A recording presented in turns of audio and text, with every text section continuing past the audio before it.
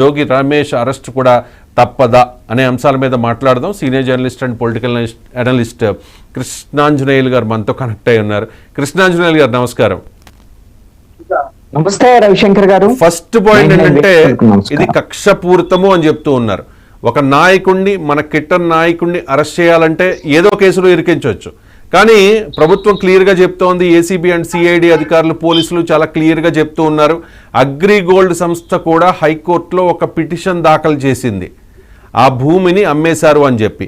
ఈ భూమి అంటే అగ్రిగోల్డ్ ఇష్యూ చంద్రబాబు నాయుడు గారు అధికారంలో ఉన్నప్పుడు ఉంది, అప్పుడు కూడా హామీ ఇచ్చారు, కానీ ఒక సొల్యూషన్ రాలేదు. జగన్మోహన్ రెడ్డి కూడా ఎన్నికల ప్రచారంలో భాగంగా అగ్రిగోల్డ్ బాధితుల్ని ఆదుకుంటామని హామీ ఇచ్చారు. చంద్రబాబు నాయుడు గారు ఆదుకున్నారో లేదో 2014 నుంచి 19 వరకు నాకు తెలియదు, కానీ ఏం జరిగి ఉండకపోవచ్చు, న్యాయం వారికి. కానీ జగన్మోహన్ రెడ్డి అధికారంలోకి వచ్చిన తర్వాత ఆ భూముల మీద కొంతమంది వైసీపీ నేతలు కన్నుపడి ఆ భూముల్ని అంటే సిఐడి అటాచ్మెంట్లో ఉన్న భూముల్ని కూడా కబ్జా చేసి రిజిస్ట్రేషన్ చేయించుకుని ఇల్లీగల్గా రూల్స్కి వ్యతిరేకంగా ఆ భూమిని అమ్మేశారు. ఇది జోగి రమేష్ మీద ఉన్న ప్రధాన ఆరోపణ. అంటే ఆయన చెప్తూ ఉన్నారు జోగి రమేష్ క్లియర్గా, సిఐడి అటాచ్మెంట్లో ఉన్న భూమిని అసలు ఎవరైనా అమ్మగలరా, కొనగలరా అని చెప్పి ఏదో లాజిక్స్ ఆయన చెప్తూ ఉన్నారు. రీసెంట్గా ఆయన మాట్లాడారు. ఒక్కసారి జోగి రమేష్ మాటలు విందాం. ఒకసారి బయట ప్లే చేయండి. ఎంఏ చేశాడు, డిలైట్లో జాబ్ చేసి వచ్చాడు. అసలు అమాయకంగా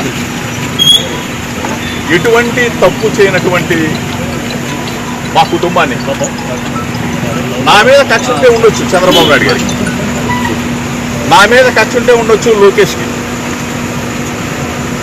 ఎగిరిగోల్డ్ ఏంటి బాబు, ఎగిరిగోల్డ్ ఆస్తులు ఆల్రెడీ అటాచ్మెంట్లో ఉన్నాయి. మొట్టమొదటిసారిగా నేను మీడియా ముందు మాట్లాడుతూ ఉన్నా. మొట్టమొదటిసారిగా ప్రభుత్వం అధికారంలోకి వచ్చిన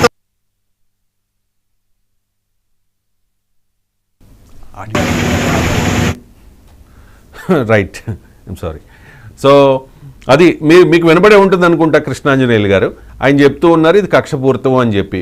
ఫస్ట్ పాయింట్, సిఐడి అటాచ్మెంట్లో ఉన్న భూమిని కొనొచ్చా, అమ్మొచ్చా, ఏం చెప్తారు?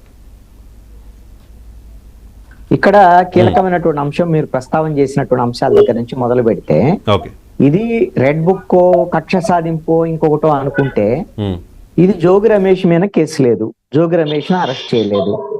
జోగి రమేష్ కోసం ఆయన మీద కక్ష పెట్టుకున్న వాళ్ళ కుమారుడు రాజీవ్ ను అరెస్ట్ చేశారు అని అనుకుందాం. ఉంటాయి రాజీవ్ మీద నమోదైనటువంటి కేసుకు సంబంధించినటువంటి విషయంలో అగ్రిగోల్డ్ సంబంధించినట్టు భూములకు సంబంధించినటువంటి కేసు. ఒకవేళ రెడ్ బుక్ ఇంప్లిమెంట్ చేసి జోగి రమేష్ ని కక్ష సాధింపుగా అరెస్ట్ చేయాలనుకుంటే, చంద్రబాబు నాయుడు ఇంటి మీదక దాడికి వెళ్ళినటువంటి కేసుకు సంబంధించినటువంటి విషయంలో ఆల్రెడీ జోగి రమేష్ నిందితుడు. ఆ కేసులో జోగి రమేష్ హైకోర్టును ఆశ్రయించాడు. జూలై 11వ తేదీన హైకోర్టు ఆయనకి ఉపశమనం ఇచ్చింది, ఆయన తాత్కాలిక అరెస్ట్ చేయొద్దు అనేటువంటి దాని మీద. అందుకని ఆ కేసులో అరెస్ట్ అయితే జరగలేదు.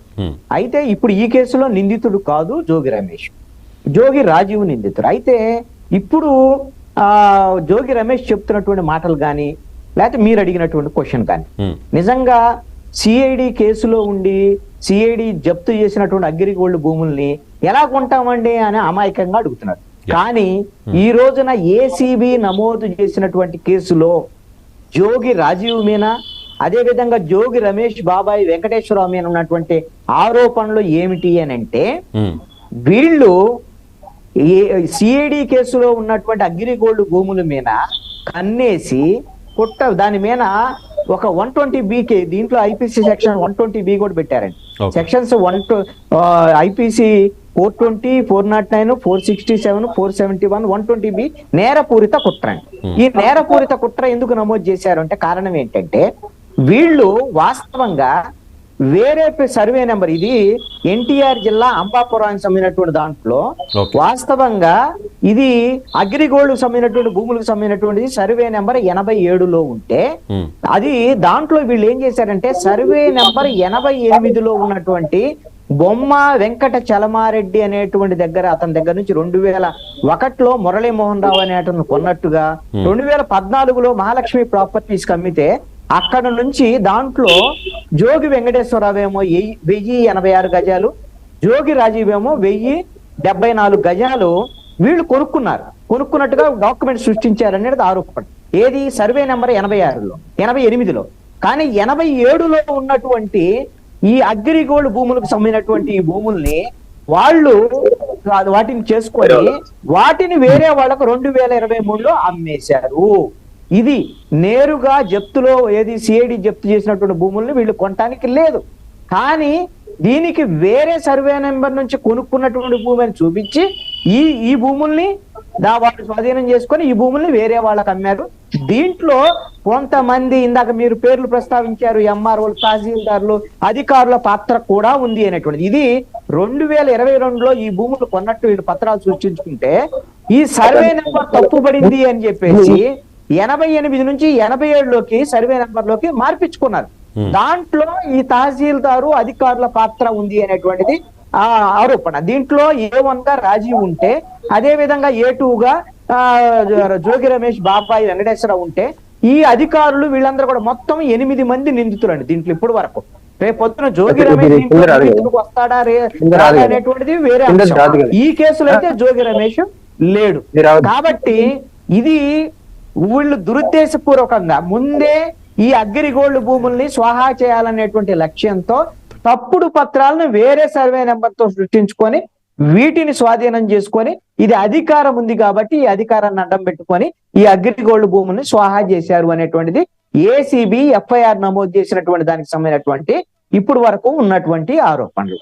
ఇది ఎలా కొంటారు, ఎలా అమ్ముతారు అని మన ఆయన అమాయకంగా చెప్తే, ఏసీబీ వాళ్ళు మాత్రము వీళ్ళు ఆల్రెడీ కుట్ర చేసి పథకం ప్రకారంగా మోసపూరితంగా అగ్రిగోల్డ్ భూముల్ని అధికారాన్ని అడ్డం పెట్టుకొని వీళ్ళు స్వాహా చేశారు అనేటువంటిది ఏసీబీ ఒక ఆరోపణ. కాబట్టి ఈ రోజున రాజీవ్ని అదుపులోకి తీసుకున్నారు కాబట్టి దాని మీద పూర్తి ఆధారాలు, కొన్ని డాక్యుమెంట్స్ కూడా స్వాధీనం చేసుకున్నారు కాబట్టి కోర్టులో హాజరుపరిస్తే ఆధారాలు ఇప్పుడు ఈ రోజున విచారణకు అనుగుణంగా వాళ్ళ దగ్గర ఉన్న ఆధారాలు ఏంటి అనే దాని మీద ఏసీబీ కోర్టులో హాజరుపరిస్తే రాజీవ్కు బహుశా నాకు తెలిసి రిమాండ్ ఇచ్చే అవకాశం ఉంది. ఇది ఆర్థిక పరమైనటువంటి వ్యవహారం, దీంట్లో నేరపూరితమైనటువంటి కుట్ర కోణం కూడా ఉంది అనేటువంటిది కనపడుతుంది కాబట్టి రిమాండ్ ఇచ్చేదానికి అవకాశం ఉండొచ్చు. బహుశా ఈ కేసులో మరి జోగి రమేష్ అనేది కాదనేటువంటిది చూడాలి. ఈ కేసులో అయితే ఈ కేసులో ఆయన పేరు ఇంక్లూడ్ చేయలేదు. నాకున్న సమాచారం మేరకు A1 నుంచి A9 వరకు నేను ఆల్రెడీ చదివాను. సో జోగి రమేష్ని అరెస్ట్ చేయాలంటే మీరు చెప్తున్నట్టుగా ఆల్రెడీ చంద్రబాబు నాయుడు ఉండవల్లి నివాసం మీద దాడికి వెళ్ళిన కేసు కూడా ఉంది కాబట్టి దానిలో ఏదైనా అరెస్ట్ ఉంటుందేమో చూడాలి.